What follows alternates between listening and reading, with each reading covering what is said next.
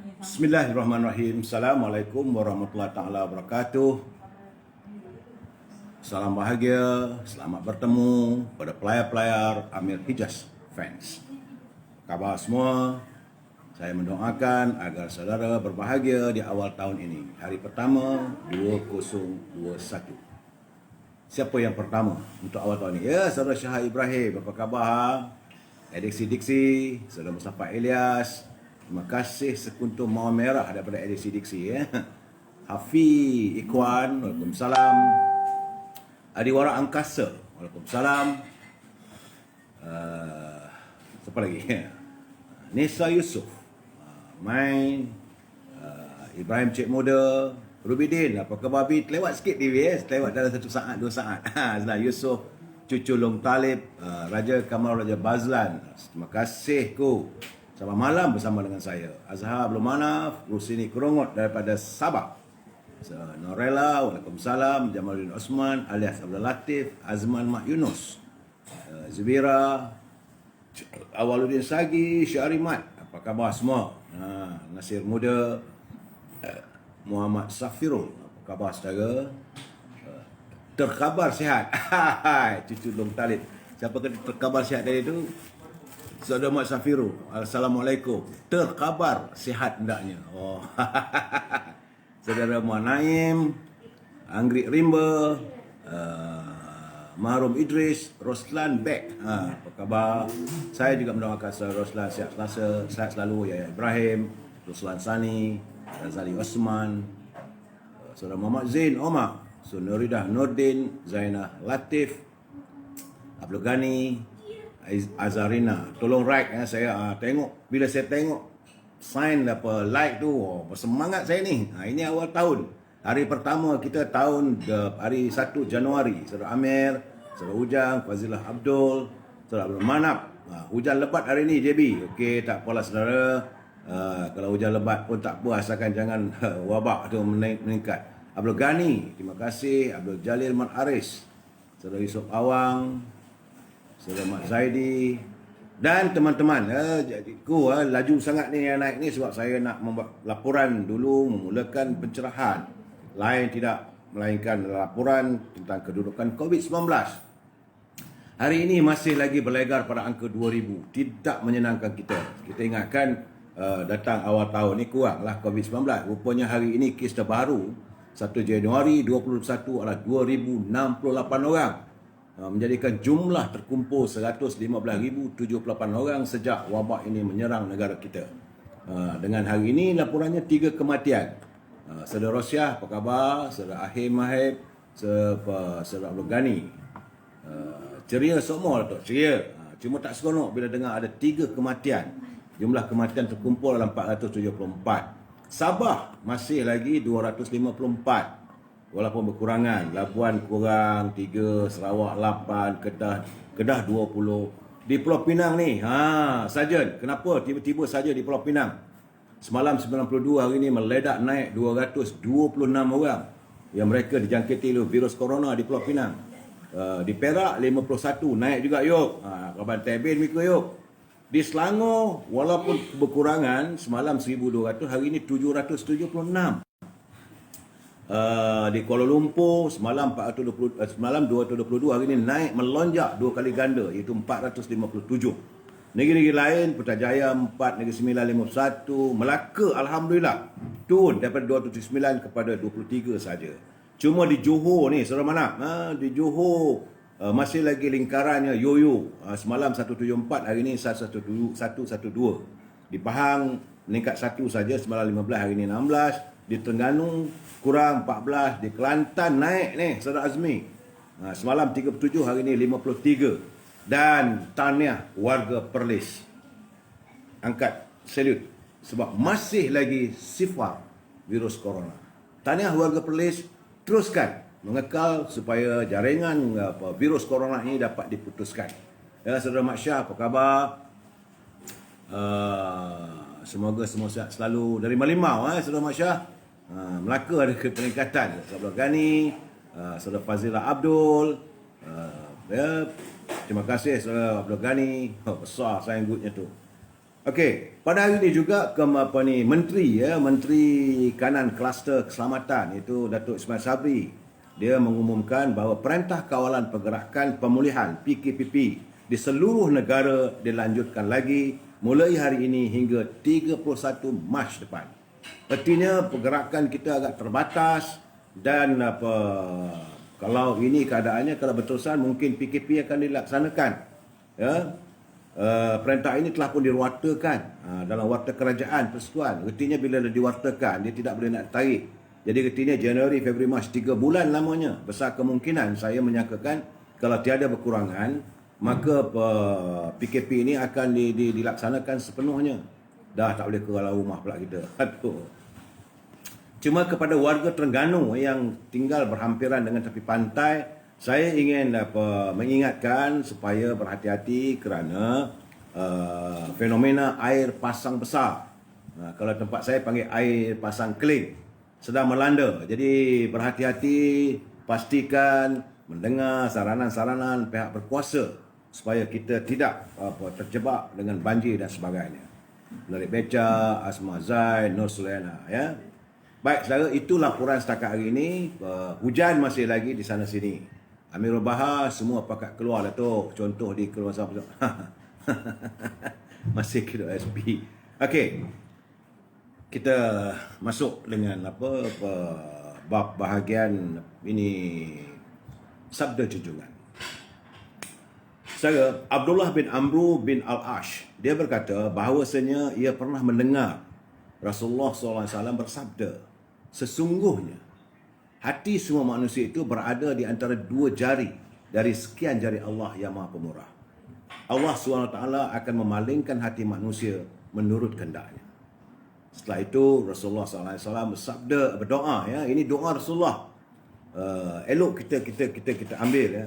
Doa Rasulullah, dia kata, ya Allah, Zat yang membolak-balikkan hati, palingkanlah hati kami kepada ketaatan untuk beribadat kepadamu. Ini adalah hadis daripada riwayat Muslim yang ke-4798. Status hadis ini adalah hadis sahih. Pengajaran pada ini sungguhnya al-qalb. Al-qalb itu hati. Ia berasal daripada perkataan taqalub yang bermaksud kerap bertukar, berbolak-balik. Hati ini diumpamakan seperti bulu di atas pokok yang berubah-ubah ketika ditiup angin. Ia juga berbolak-balik, diumpamakan lebih cepat daripada air yang mendidih dalam periuk. Jadi begitulah fitrah hati yang cepat berubah dan bertukar antara kebaikan dan kejahatan.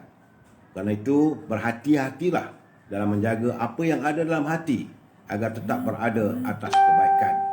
Sesungguhnya penglihatan, pendengaran, persekitaran, pergaulan dan apa yang dimakan atau diminum serta dibaca oleh seseorang mampu menyebabkan hati itu berubah-ubah dengan izin Allah. Namun Allah SWT juga yang memberikan ilham dan ikhtiar kepada hambanya untuk memilih jalan bahagia ataupun sengsara. Hati manusia berada di bawah kekuasaan Allah yang Maha Pemurah. Allah memalingkan hati manusia tersebut sesuai dengan kehendaknya. Kerana Imam Nawawi menyebut Allah membolak-balikkan hati seseorang mengikut sekehendaknya. Jadi setiap Muslim dituntut agar sentiasa berdoa, memohon hidayah kepada Allah SWT sekurang-kurangnya sebanyak 17 kali dalam sehari. Itu dalam solat. Rasulullah SAW sendiri sentiasa memohon kepada Allah SWT agar diteguhkan hati dalam melaksanakan ketaatan dan beragama kerana hidayah itu adalah milik Allah. Ingat saudara, hidayah itu milik Allah. Ya. Untuk itu, sempena tahun baru ini, marilah kita mulakan tahun ini dengan membanyakkan doa, memohon kepada Allah agar terus diteguhkan hati dalam ketaatan dan kita tidak terjerumus dalam maksiat ataupun kesesatan. Ingat saudara, negara rahmah, ummah sejahtera. Terima kasih kepada warga Ikram negeri Johor yang setiap hari menghantar kepada saya kiriman sabda junjungan ini. Usai masih lagi e-commerce, tiada lagi teman-teman yang nak mengirim, saya bacalah saya punya, iaitu saya berpesan pada teman-teman, kalau hendakkan buku-buku daripada saya, mahukan merasa nikmatnya rasa rendang tok, dan juga kuih bahulu berdal. Ini orang Perak, Warga Perak kalau nak rasa bolehlah, boleh dikirim ke sana. Sila hubungi Azhar 011 330 41241. 011 330 41241. Nikmatilah rasanya Bahulu Berdal. Begitu juga kalau nak menikmati dendeng manis Siti Farehah, boleh hubungi beliau 017 711 4300. Tahun baru ni pun sibuk juga dia buat dia punya dendeng manis Siti Farehah. Okay, saudara, usai e-commerce. Tajuk perbincangan malam ini berhubung dengan islah kepimpinan. Tajuk kita adalah Tsunami Melanda Perikatan Nasional. Tsunami melanda Perikatan Nasional. Sebelum saya memberi pencerahan, seperti biasa, saya membacakan 2 rangkap pantun kiriman Pak Nazil daripada Perlis, warga Perlis yang mampu mengekang virus corona. Apa kata Pak Nazil? Duduk berhadap membaca hikayat, penuh cermat, berhati-hati. Perhatian terhadap keperluan rakyat menjadi matlamat pemimpin sejati. Anak beruk, anak kera mengangkat tangan, tidak menoleh. Kalau buruk pemimpin negara, sesuailah dengan rakyat yang memilih. Terima kasih Pak Nazil. Cuma malam ini saya nak baca satu puisi kiriman daripada saudara Wan Razuha, teman saya. Beliau rajin menulis puisi-puisi, tapi puisi kali ini ada menyentuh tentang situasi semasa. Tajuknya ialah Daging. Telah lama kurasai dalam pelbagai resipi, daging lembu segar dimasak, rasanya lazat dan enak. Entah mengapa kali ini daging import yang kubeli lihatnya seperti daging kuda ataukah daging kangaroo Australia. Membelinya di tempat sama, chop halal di bungkusan sama. Entah kenapa rasanya tak sama. Siapakah yang mengaut juta? Aku tidak tahu rakusnya sampai begitu. Halal haram ditolak ke tepi, menyelit seruan, jangan memaafi. Negaraku berubah sebenarnya. Ramai mempersendakan agama. Agama dibungkus menampak indah. Politik dan agama mengikat helah. Itulah catatan Wan Razuha daripada kumpulan pemuisi Kuala Lumpur. Terima kasih saudara. Kita masih lagi berhubung dengan moratorium. Salam moratorium dan kumpulan wang simpanan pekerja RM10,000. Kita melihat perutusan awal Perdana Menteri. Semalam Perdana Menteri berucap dalam perutusan awal tahun baru. Saya lihat begitu hambar dan diburu kekecewaan oleh rakyat. Kerana tiada disentuh persoalan kehidupan rakyat. Hampir, brother. Isu moratorium sepi. Isu kumpulan wang simpanan pekerja lebu. Jadi kerana itu saya rasa bersamalah kita menghadapi tahun-tahun barang datang ini dengan tabah dan semangat juang. Nak buat macam mana kalau pimpinan masih lagi dalam keadaan sebegitu? Dan hari ini saya menerima kiriman daripada seorang teman saya, saudara Datuk Hassan. Dia cuba menunaikan solat Jumaatnya di Masjid Kampung Baru bersama dengan temannya lah setiausaha majlis Masjid Kampung Baru, dan beliau menghubungi saya dengan penuh kekecewaan. Sebenarnya ini yang berlaku sebenarnya, iaitu solat Jumaat di masjid hanya dibenarkan 12 orang, sedangkan masjid itu besar yang boleh menampung, masjid di Kampung Baru itu menampung lebih daripada 2,000 orang. Paling tidak pun izinkanlah biarlah 10%, jadi dapatlah 200 orang solat Jumaat. Jadi saya bila tengok keadaan begitu, saya teringat, maafkan saya kalau saya salah ini ajaran daripada ustaz-ustaz saya yang dahulu. Dia kata syarat sah sembahyang Jumaat itu 40 makmum. Sebab itu kalau di kampung saya dulu, kalau menjelang pukul 12 tengah hari, maka Bilal akan melakukan ketukan kantung ataupun paluan tabuh, memanggil orang kampung datang bersolat. Jadi kalau tak cukup dikira 1, 2, 3, 4, 5 sampai cukup 40, maka muazzin melaungkan azan, maka bermulalah solat Jumaat. Itu pengetahuan saya. Saya minta maaf, mungkin sekarang dah berubah. Tapi tak tahulah, bagi saya soal hukum agama dia tak ada berubah, dia kekal. Yang halal tetap halal, yang haram tetap haram. Solat Jumaat, jemaahnya sepatutnya 40 orang. Tapi kenapa JAKIM boleh merubah keadaan begini? Saya tak tahu, mungkin ada nas-nas yang lain. Ya, Datuk Sengah Faizal, Musa Ahmad, Faizal Abdul. Jadi bagi saya merasakan sepatutnya JAKIM mesti berada dalam Majlis Keselamatan Negara, memberi pandangan mereka apabila sesuatu SOP ataupun hala cara mau dilakukan, mau dilaksanakan, mestilah mengikut kehendak agama. Yang hairannya, macam kata dia tadi, di sekitar Masjid Kaum Baru tu, kedai-kedai, warung-warung yang berjualan penuh dengan orang.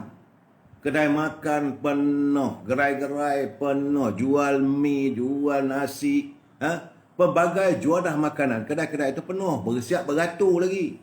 Tetapi Masjid Kampung Baru hanya diizinkan masuk 12 orang dalam masjid. Jadi di luar saja. Jadi mereka yang hendak juga semayang tu terpaksalah di luar, berpanas, kalau hujan, berhujan lah. Jadi saya tak tahulah keadaan sekarang ni. Apa hal dengan JAKIM ni? Apa hal dengan Menteri Agama ni? Sudahlah dia pun buat fatwanya kalau makanan itu, daging itu halal ke tak halal, itu pilihan masing-masing.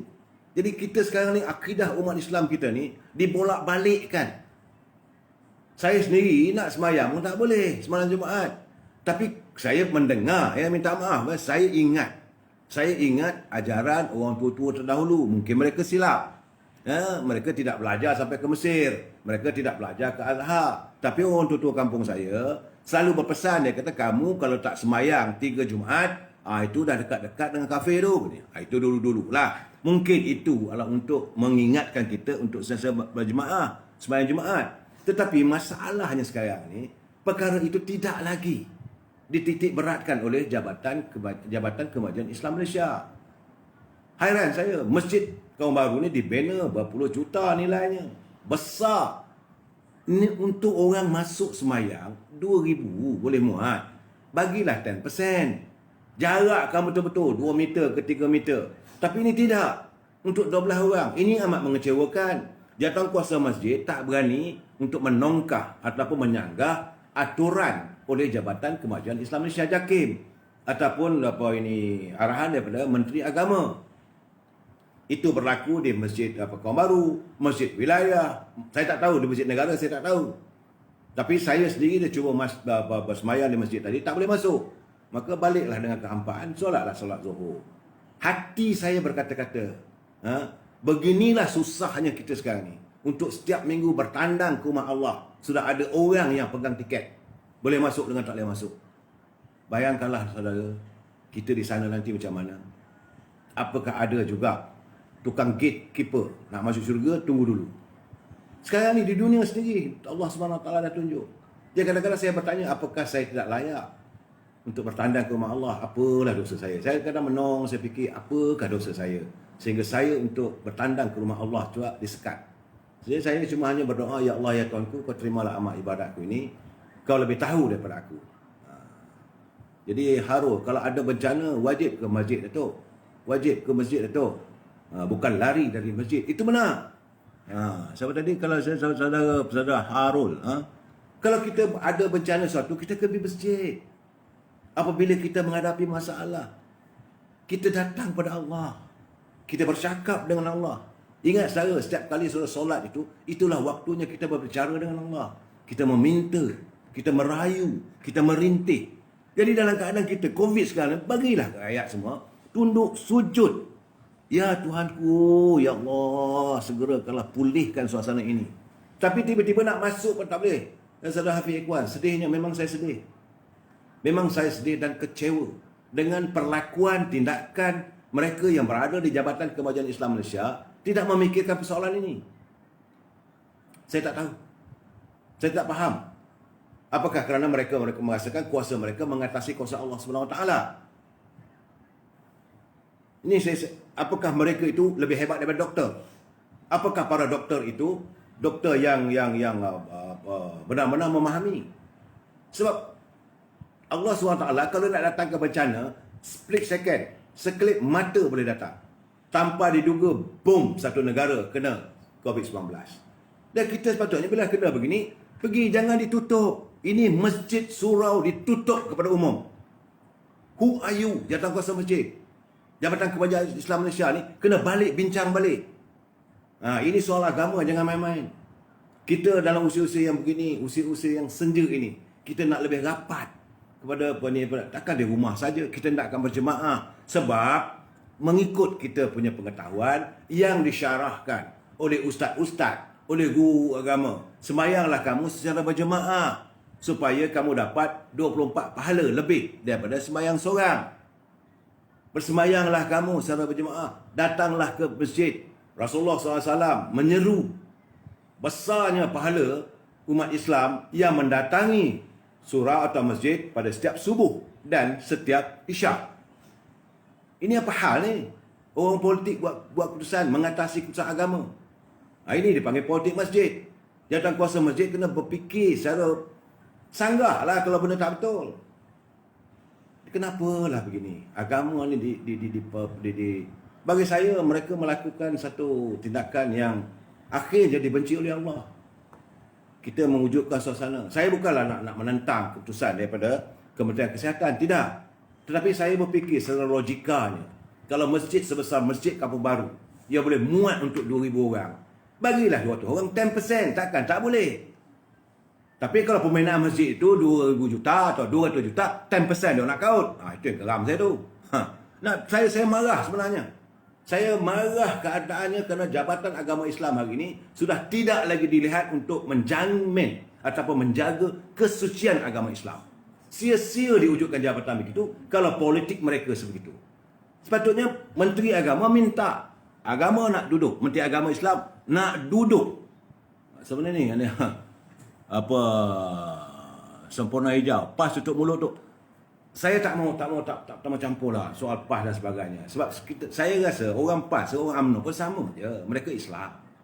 Orang UMNO pun ada juga yang pakar agama.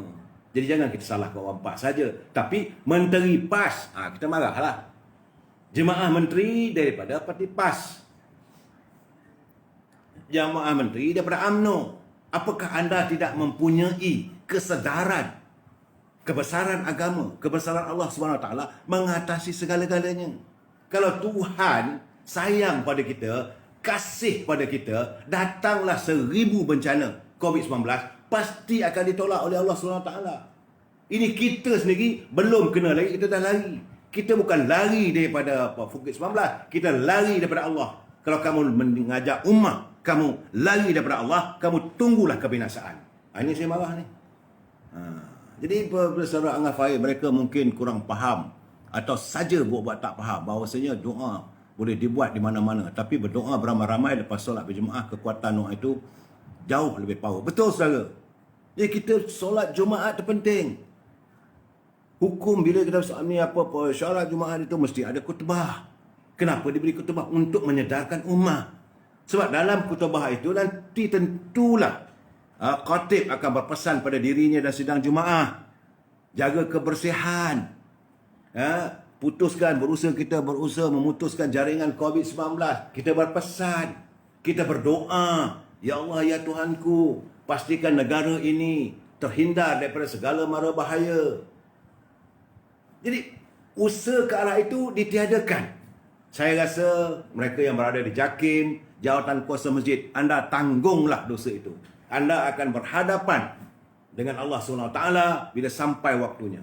Bagi mereka yang bersubahat dengan suasana ini, saya marah. Tiap-tiap kali Jumaat, saya sedih kerana saya disingkirkan daripada untuk mendatangi rumah Allah. Ini rumah Allah, banner begitu besar. Jadi saudara Bahari, arahan sudah ada. Jarak satu. Arahan dah ada, ikut ajalah. Saudara Nam Samsiah, malu untuk. Saya bukan nak malu, saya geram. Saya benci bagi mereka-mereka yang menunjukkan kuasa. Malahan sekarang ni kuasa Allah pun mereka nak tunjuk. Kamu tunggulah bencana. Saya tak nak berlebihan lagi daripada itu sebab saya bila terpanggil, bila teman saya nak pergi semayang, Saudara Hasan tadi, Dia nak pergi sembahyang di Masjid Kaum Baru, tiba-tiba tak boleh masuk. Saya dapat menanggung kesedihan beliau. Orang nak pergi buat baik, ya Allah ya Tuhanku. Bukan buat maksiat. Bukan pergi ke kelab karaoke, bukan pergi ke kelab malam, bukan pergi ke rumah judi. Tu yang rumah judi yang bersepah tu, kamu biarkan juga orang masuk.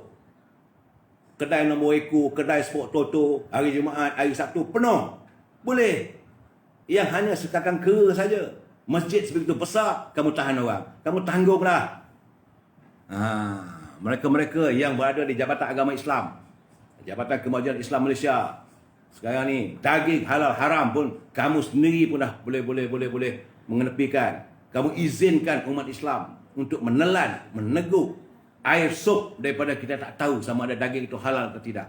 Ada Menteri Agama pula kata itu terpulanglah masing-masing. Oh, kalau gitu siapa nak makan babi, makanlah.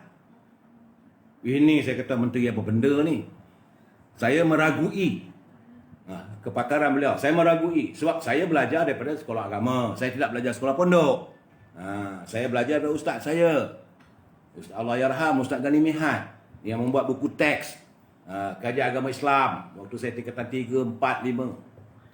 Teringat lagi, masih lagi tertanam fikiran itu. Jadi mereka sedang mencabar Allah. Hebat mereka, Saudara Melati. Biarkan. Mereka sedang mencabar Allah. Kamu tunggulah bencana Allah jatuh datangkan. Bagi saya itu keadaannya. Okey, saudara, sudahlah untuk saya menyuarakan ketidakpuasan hati saya ini. Berpanjang nanti teruk saya maki dia orang diri. Baik, saudara. Macam mana saya katakan, tajuk pembicaraan kita kali ini adalah tsunami melanda Perikatan Nasional. Ada teman-teman menghantar kiriman pada saya, dia kata bagilah Datuk pencerahan soal ekonomi dan sebagainya. Saya pun nak bagi pencerahan sudut ekonomi macam mana. Kerana ekonomi negara kita ini teruk. Bukan saja negara kita, satu dunia. Yang boleh saya anjurkan adalah berniaga kecil-kecilan. Saya sediakan e-commerce. Masuklah, boleh saya wawarkan matlamatnya untuk kita memberi pengetahuan teman-teman. Malahan teman kita lupa dah saya, yang berniaga ini kuih tiaw. Legend di Ketereh pun saya wawarkan juga kalau mereka menghubungi saya. Jadi saya berhasrat untuk biar kita ajak umat kita ini dalam keadaan susah begini boleh berniaga, kita bantu. Apa yang terbantu saya? Ini apa ni? Saudara Mat Yazid Haji Razak dah Menteri Hak Ehwal Pengguna Islam pun Menteri Hak Ehwal Pengguna bukan Islam. Itu keadaannya. Itu keadaannya lah. Soal kementerian ini saya nak bercakap nanti, kita akan bercakap sekejap lagi ya. Jadi saya nak ceritakan bahawa cuba kita tarik nafas sekejap. Kita menoleh ke belakang. Sebab kita menoleh ke belakang itu menilik sejarah negara kita ini sepanjang tahun 2020. Yang diwawar kononnya wawasan 2020. Confirm dah ke laut. Yang saya petikaikan mana kapsulnya. Dulu ada kononnya nak ambil hati Tun Dr. Mahathir sebagai Perdana Menteri. Maka dia ambil gambar perarakan kapsul tu. Macam tak tahulah saya nak kata apa. Ditanam itu. Macam kilat sambar menyambar ambil gambar Tun Dr. Mahathir. Tanam kapsul itu dekat The Mall. Apa dah jadi dengan kapsul itu? Sudahkah dibuka kapsul itu? Sudahkah dibuka? Kita tak tahu sejauh mana kejayaannya. Dan akhirnya, wawasan 2020 bakal tinggal kenangan yang maha pahit. Kerana, kalau kita menoleh ke belakang tahun 2020, yang kita nampak adalah kehancuran kerajaan Pakatan Harapan. Yang kita tengok, datang tahun 2020, Tan Sri Muhyiddin jadi Perdana Menteri. Hadir tahun 2020, negara kita diserang dengan hebat oleh virus corona. Oleh kegagalan kita untuk mengekang, kegagalan kita untuk menutup pintu masuk negara kita daripada wabak yang sebegitu bahaya. Dan kita bersyukur, bukan kita bersyukur waktu awal. Bukan kita tak terima kasih, kita kena terima kasih. Kita yang benar, kita benar. Waktu awal Tan Sri Muhyiddin jadi Perdana Menteri, rakyat menyambut dengan penuh kebahagiaan. Apabila beliau mengumumkan bahawa adanya ransangan ekonomi untuk membantu syarikat-syarikat yang terkesan oleh COVID-19. Tapi apa jadi? Ransangan itu tak kesampaian. AKS. Ini syarikat-syarikat kecil, bungkus syarikat-syarikat milik warga negara kita ni lingkup gulung tikar. Dan okeylah, masih lagi tak apa lagi, tapi pemberitaan pekerja, jumlah penganggur meningkat begitu mendadak. Orang dah tak ada kerja. Bila tak ada kerja, jenayah meningkat. Dalam keadaan begitu, kita masih lagi terima kasihlah bah. Kononnya prihatin sangatlah pada rakyat. Dapatlah 1,600 untuk Makcik Limah, Mak Kiah, Pak Cik Sidik dan sebagainya. Ada pula perkiraannya boleh jadi sampai 2,000 sampai 3,000 macam itulah. Tapi apa jadi akhirnya? Bantuan itu tak sampai ke mana. Jadi akhirnya kita melihat seperti lagu Black Dog Bone lah. Black Dog Bone. Harapan setinggi gunung berkecai menjadi debu. Jadi keadaan begini. Dan macam mana pun tahun 2020 rakyat juga menunggu debaran. Apakah kemungkinan Tan Sri Muhyiddin akan letak jawatan? Kerana cadangan kepada Yang Tuan Agong untuk mewujudkan darurat tidak kesampaian. Kita melihat tahun 2020 merah hidung Azmin Ali, menangis, meratapi kemungkinan Tan Sri akan letak jawatan, maka dia akan hilang jawatan menteri. Gambar menteri-menteri lain dalam kemurungan. Tetapi bila tak jadi letak jawatan, datang semangat baru. Okey, bila wujud pula ini bajet dibentangkan, tak pernah berlaku bajet dibentangkan hujung tahun begitu terdesak. Tapi bajet dibentangkan pada bulan November sehingga tak ada sempat lagi untuk dibincang dan sebagainya. Nak tolak pun dah tak boleh. Okeylah, terimalah bajet. Tetapi pembentangan bajet, keputusan daripada Menteri Kewangan menghampakan. Rakyat begitu terkesan. Okey. Penutup tahun gempalah negara.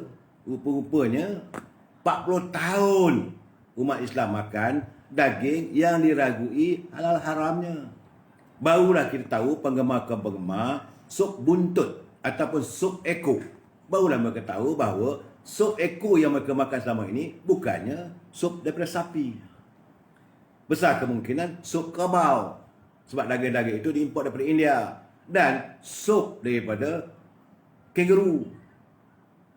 Ini semua kerana pimpinan mengizinkan kapitalis menguasai. Soal Gani, bajet cacah marba, memang cacah marba, tak tahu. Sudahlah dalam keadaan defisit, pindah sana, pindah sini. Seperti kita menjahit baju atau kain yang koyak. Akhirnya bajet ni dilihat seperti kain pelekat atau kain batik yang tak kesampaian. Tarik atas nampak lutut, tarik ke bawah nampak pusat. Itulah keadaannya. Dan kita melihat sekarang ni, bila semalam saya dengar keputusan daripada Perdana Menteri, saya juga harus mendengar, menyantuni perusahaan Presiden UMNO, Datuk Sri Zahid Hamidi. Beliau membuka ruang. Hari inilah kena serang lah.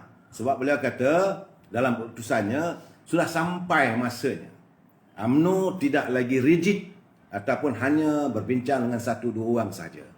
UMNO harus membuka pintu rundingan untuk semua parti untuk kebaikan rakyat. Maka bertalu-talulah Presiden UMNO kena serang. Tapi nasib baiklah keputusan daripada mantan Presiden Datuk Sri Najib Tun Razak, dia mengukuhkan.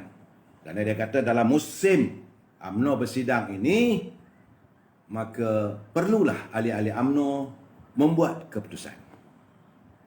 Ahli UMNO perlu di peringkat akar umbi menyatakan pendirian. Kerana UMNO itu bukan dipimpin oleh 1 atau 2 orang saja. UMNO bukan hanya dipimpin oleh Zahid Hamidi seorang.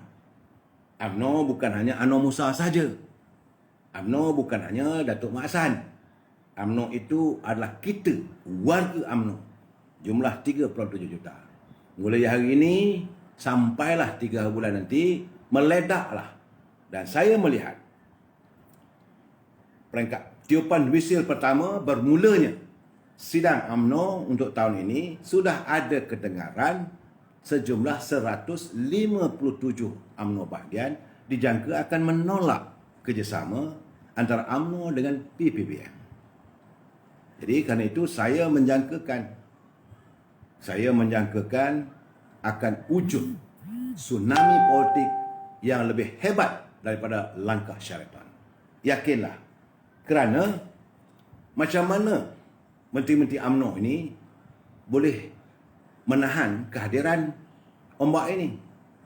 Kerana kalau bahagian dia sendiri, saya ambil contoh Datuk Halimah Sadiq di bahagian Kota Tinggi Johor. Kalau ahli UMNO Kota Tinggi menolak kerjasama ini, suka tak suka dia kena akur pada kehendak parti. Dia berada sebagai ahli kabinet itu atas kehendak parti. Dia mewakili parti. Jadi dia kena tarik diri. Begitu juga dengan tempat-tempat lain. Tak tahulah, saya bahagian Padang Besar, Saudara Zahidi, sekejap okey, sekejap tak okey. Ini kura-kura. Saya katakan ini Menteri Kura-kura, timbalan Menteri Penerangan, Komunikasi dan Penerangan. Sekejap dia sokong, sekejap tak sokong. Saya tak tahu. Tapi kalau kita lihat daripada Perlis misalnya. Kerana saya melihat, kalaulah kehancuran Pakatan Harapan bermula dengan langkah syaitan, saya menyangkakan kehancuran Perikatan Nasional yang diterajui oleh Tan Sri Muhyiddin Yassin, ia akan bermula di Putra World Trade Center, PWTC. Dewan Merdeka akan mengumandangkan suara kemerdekaan.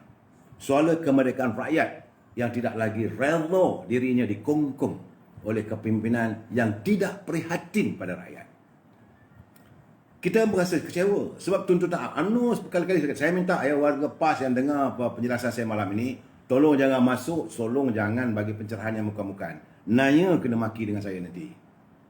Saya minta maaf lah sebab ini tengah marah ni. So tak serupa tapi tak sama. Betul, mereka kena akur kehendak akar umbi UMNO. Tapi kami siapa? Tidak. Inilah yang saya katakan, ada waktunya warga UMNO boleh membuat keputusan. Sebab itu, pimpinan yang berada di anjung kuasa, dia kena ingat bahawa mereka berada di situ adalah kehendak akar umbi. Kalau akar umbi tidak menyokong mereka, mereka pun hanyut.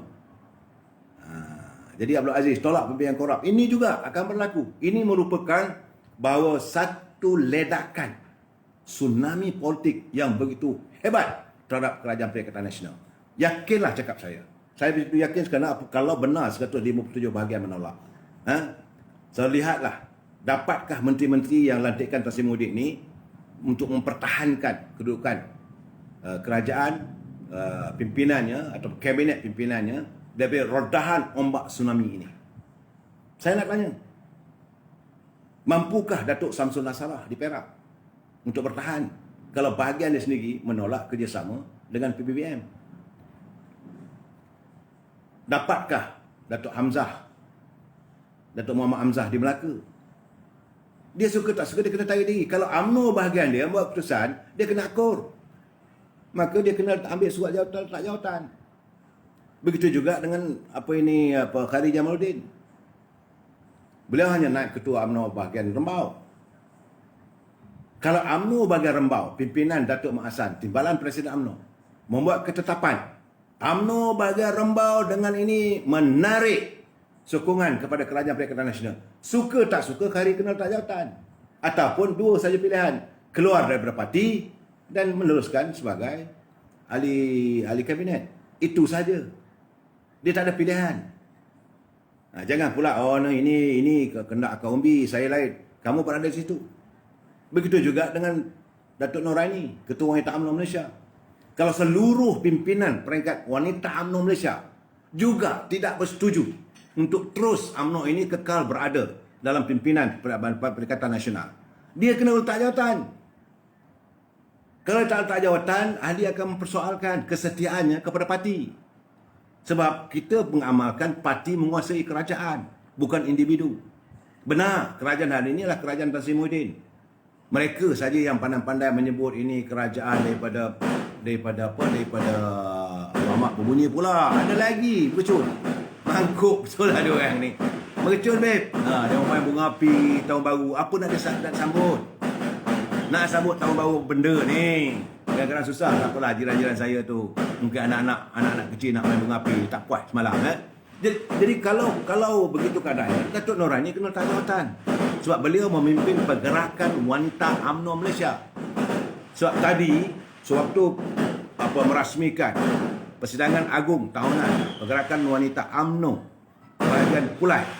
Datuk Jazlan mengumumkan, dia kata bahawa UMNO Pulai menarik sokongan. Ini keadaannya. Saudara Mawar Melati, Midin akan ambil tindakan full lockdown untuk selamatkan kedudukan dia. Gamaknya lah. Tak boleh dah. Kalau ombak tsunami sudah datang menerjah, tak ada yang menghalang. Okey, dari segi bajet kita terima. Bahawa itu prioriti, itu mereka sebagai ahli parlimen, mereka ada alasan. Kita kena terima, kita sokong. Tapi kalau akar umbi sudah menolak, sokongan padu kepada ketua bahagian, nak tolak macam mana? Walaupun Datuk Zahid Hamidi sebagai Presiden UMNO begitu berlapang dada untuk menyokong kerajaan Perikatan Nasional, dia juga tidak mampu untuk menahan terjahan ombak rakyat. Ini ombak kebangkitan rakyat. Ombak kebangkitan bahagian-bahagian akar umbi UMNO. Sebab itu saya katakan, tunggu persidangan Agung UMNO tahunan. Bukan perhimpunan. Perhimpunan lah sekedar wakil. Tapi ini the real akar umbi. Wan Azmi terkejut dengan antuk ketuk pintu. Terima kasih saudara melegakan saya punya cara. Sekarang dah tiba masanya. Saya setuju dengan sempurna hijau. Sudah tiba masanya sebab rakyat sabar. Pegang. Okey, dulu langkah Sheraton. Okeylah, tak apalah, kita terima. Lapang dada, okey. Dapat pula pengumuman baik untuk rakyat. Tapi masa berjalan, akhirnya rakyat merasakan rakyat terpedaya. Akhirnya tipah tertipu. Dan saya dah berseru berkali-kali, ahli-ahli Parlimen UMNO, anda bukan tubuh badan anda. Kalau betul-betul you rasa tak nak ikut cakap perwakilan, pintu UMNO besar. Sila keluar. Dan saya melihat, okey, macam mana dengan saudara Shah Arifin? Timbalan Menteri Kewangan. Itu di bahagian payah besar. Kalau bahagian dia memutuskan, suka tak suka dia kena ikut. Di sinilah letaknya sprediko kita sebagai ahli warga UMNO yang patuh. Bukan patuh pada kehendak Presiden. Kita patuh pada kehendak parti. Ini kadang-kadang ahli-ahli parlimen ni kadang-kadang dia lupa. Asal kesenakan, sedap jadi wakil rakyat, sedap jadi ahli parlimen, sedap jadi menteri. Ini berbeza dengan parti-parti yang lain. Sebab itu saya tak mau sentuh parti-parti lain. Saya menyentuh tentang warga parti UMNO. Kerana kita sedang berada dalam musim persidangan. UMNO, peringkat puteri, peringkat pemuda, peringkat wanita, peringkat bahagian. Ini akar umbi. Suara akar umbi wajib didengar oleh pimpinan atas. Jangan cuba bermain dengan air yang sudah pun menerjah masuk. Jadi, bagi saya lah, ombak besar ini dapatkah ditahan oleh Tan Sri Allah Musa dengan lontaran kata-kata penuh nostalgia, penuh dengan retorika. Kita ni kalau kita bekerjasama dengan parti lain, dengan PBM, kalau kita secara persendirian, kita akan kalah. Warga UMNO keras kepala, brother. Biar sebelum orang cakap, biar saya cakap. Bukan kita besar dada, tidak. Warga UMNO ada maruah. Warga UMNO tahu kepada siapa sokongan harus diberikan. Kalau pemimpin itu baik, tetaplah baik. Kalau tak baik, minta maaf. Tidak ada sokongan yang mampu diterjemahkan oleh pimpinan warga UMNO. Dan saya lihat nanti, kalaulah UMNO bahagian pekan, mengikut kehendak cadangan Datuk Seri Najib, tiba masanya ahli-ahli UMNO untuk memikirkan keberadaan kita dan perwakilan yang bersidang UMNO bahagian pekan menuntut supaya Datuk Seri Najib menarik diri daripada kerajaan. Suka tak suka, Datuk Seri Najib walaupun kamu sebagai mantan presiden, dia kena buat pengumuman saya dengan ini harus akur atas kehendak perwakilan. Paling-paling pun dia boleh bercakap dengan saya sedang menimbangkan. Itu kira nak cukup berdiplomasi lah dengan parti PBM. Sebab akar umbi tidak boleh terima. Saya tidak yakin ahli-ahli parlimen, ahli-ahli UMNO bahagian pekan boleh terima. Kempen macam mana Datuk Seri Najib pun, maka dia akan kena terjah kalau dia melawan ombak kebangkitan ini. Begitu juga UMNO bahagian Datuk. Kepung macam mana pun. Kepunglah ahli-ahli itu. Kita boleh sokongan lah, yakinlah pada saya. Ahli-ahli kata no way. Habis. Ini saya memberi pencerahan ya, tentang apa yang bakal berlaku. Begitu juga bagi Gua Musang. Gua Musang akan bersidang pada 3 bulan. Tidak mungkin pimpinan ahli-ahli akar umbi peringkat Gua Musang akan menentang ketua bahagiannya yang Muhammad Tengku Razali. Sebab orang yang melontarkan saranan supaya ahli-ahli UMNO menarik sokongan daripada Perikatan Nasional ini datang daripada Tengku Razali. Mampukah Tengku Razali kata, no, kita kena sokonglah kerajaan. Saya ingat lumat Tengku Razali kena balun dengan ahli-ahli dia. Sebab saya nak jelaskan, ahli UMNO ni dia pemberitaan terbuka. Kita mengamalkan demokrasi yang terpimpin. Berbicara hanya tiba waktunya. Dan ini masanya ahli-ahli UMNO untuk berbicara. Pimpinan di peringkat Majlis Tinggi, pimpinan yang berada di anjung kuasa Sri Perdana, kena dengar. Anggrek Rimba, kami orang pekan awal-awal tolak PN. Mampukah Datuk Seri Najib mempertahankan? Saudara Rahim Rasul, alhamdulillah Datuk memberi pandangan dan pendapat yang boleh diterima oleh warga akar umbi UMNO. Jadi saya memberi pandangan ini bagi pencerahan. Sebab itu dari awal saya kata parti lain jangan masuk. Lumat nanti. Sebab saya memberi pencerahan ini dan memberi peringatan kepada ahli-ahli UMNO. Inilah masanya ahli-ahli akar umbi menyatakan pendirian anda. Jangan hanya bercakap di luar. Bila tiba masa sekarang ini, persidangan UMNO, sama ada Pumu Puteri, anak-anak dara kita ni, cakaplah, setuju ke tak setuju. Bagaimana ketua puteri anda, saya katakan dah jadi macam ketua pemuda. Garang semacam, saya angkat topi, saya menghormati. Zaidah Zarif, lantang bersuara. Kerana itu suara rakyat. Begitu juga dengan Ketua Pergerakan Pemuda, Datuk Ashraf Wajidi. Mampukah dia menolak kehendak ahli-ahli pemuda? Pemuda yang selama ini menyatakan bahawa membujur lalu melentang patah. Sekali kusongsong, tetap kusongsong jua. Ini pemuda. Saya nak dengar apa kata suara pemuda. Jangan hanya biarkan kepada pimpinan bahagian saja. Datang daripada ketua-ketua cawangan. Kalau itu tak jadilah. Apa kata Soekarno? Kalau kamu berikan aku 157 ketua UMNO bahagian saja yang menyokong, yang mampu kulakukan adalah memanjat Gunung Genting. Tapi berikan aku 10 pemuda yang berhati wajar, pasti ku goncangkan satu kerajaan ini. Itu dia. Saya, ini pemuda. Saya mencabar pemuda hari ini. Nyatakan pendirian anda. Sokong Datuk Ashraf Wajidi. Sokong pimpinan UMNO. Sokong parti kita. Sebab saya tidak yakin ahli-ahli UMNO boleh menerima dah keadaan. Sebab kenyataan yang dikeluarkan oleh pimpinan daripada Parti Pribumi Bersatu ini sudah menampak mereka lebih besar daripada kita. Sikap berlapang dada warga UMNO tidak disantuni oleh mereka. Sikap berlapang dada warga UMNO terhadap Parti Pribumi Bersatu ini, menyokong mereka wujudkan kerajaan Perikatan Nasional dan sebagainya, di padang sepi. Apa jadi? Kita bukan berebut nakkan jawatan. No. Saya lihat bila pelantikan menteri-menteri, diam. Tak ada pun kata no, kita tak setuju, tak ada. Terima, sebab itu adalah hak mutlak kuasa Perdana Menteri. The prerogative power of the Prime Minister. Sebab itu saya katakan bahawa susah brother jadi Presiden UMNO ni. Apabila sekarang ni dah terlantik seorang jadi Perdana Menteri, he got full of power. Dia mempunyai kuasa yang besar. Dan kita memberikan mereka kuasa yang begitu besar. Kita menghadiahkan mereka senjata yang begitu tajam. Tapi janganlah senjata itu untuk menghala pada kita.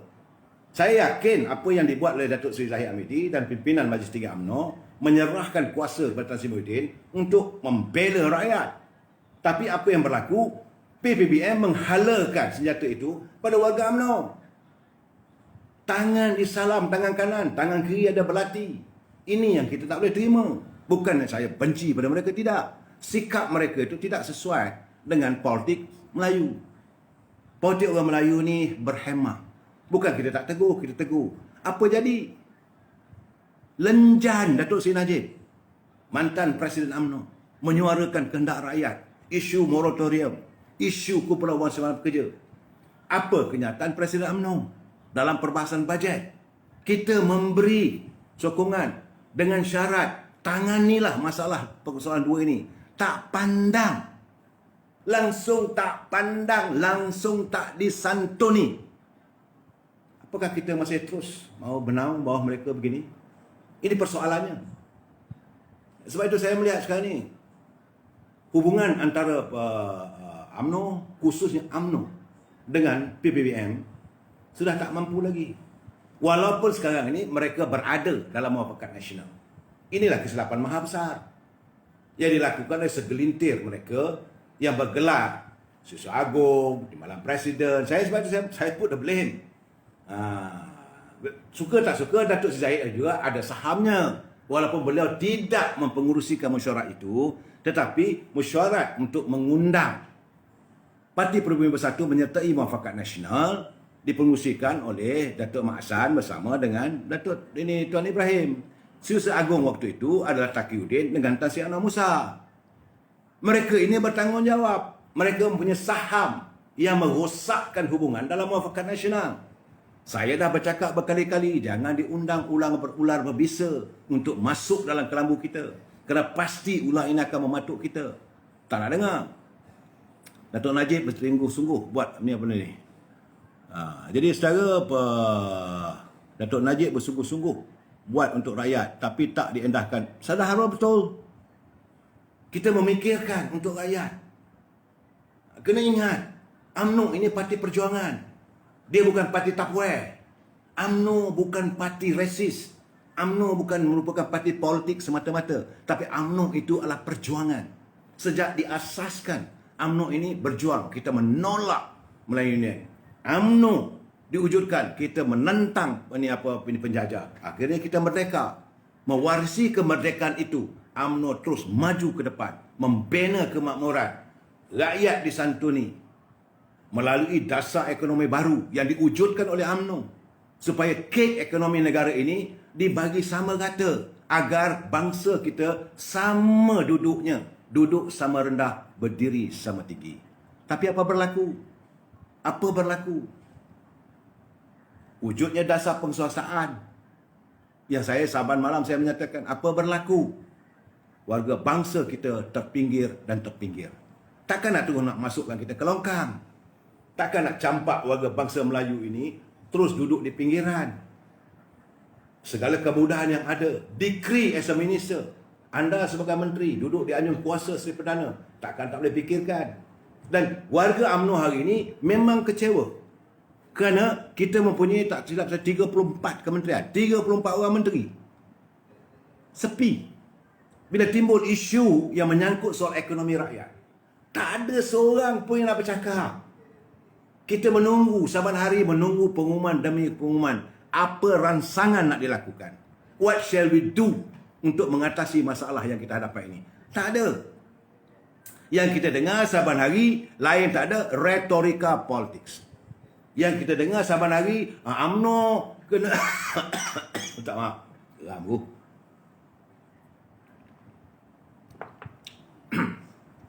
Yang kita dengar saban hari, Tan Sri Anwar Musa meminta supaya ahli UMNO setia kepada Perikatan Nasional. Memberi peringatan, kita akan kalah kalau kita bertanding bersendirian. Hari ini, anda berhadapan dengan hukuman ahli akar umbi. Saya tak tahu, mungkin UMNO bahagian keterih, menentang. Saya tak tahu apakah UMNO bahagian macam akan bersetuju ataupun menolak. Bagaimana dengan UMNO bahagian Tanah Merah yang ahli parlimennya mengkhianati mereka? Mampukah mereka menerima ahli-ahli parlimen dari kawasan daripada bahagian Tanah Merah? Dapatkah warga UMNO jeli menerima keadaan sekarang untuk terus menyokong setelah merasakan diri dikhianati? Wajarkah ahli UMNO Perekat Akar Umbi di Masjid Tanah menerima keadaannya sebegitu? Dapatkah ahli UMNO di bahagian Larut menerima situasi hari ini? Walaupun Datuk Hamzah mengatakan kita tak paksa siapa-siapa pun untuk menyertai Parti Pribumi, kalau mereka nak serta, kita boleh terima dan sebagainya. Mengambil. Kita tahu mereka punya kuasa. Kita tahu mereka punya rotan untuk merotan orang kalau tak ikut cakap dia.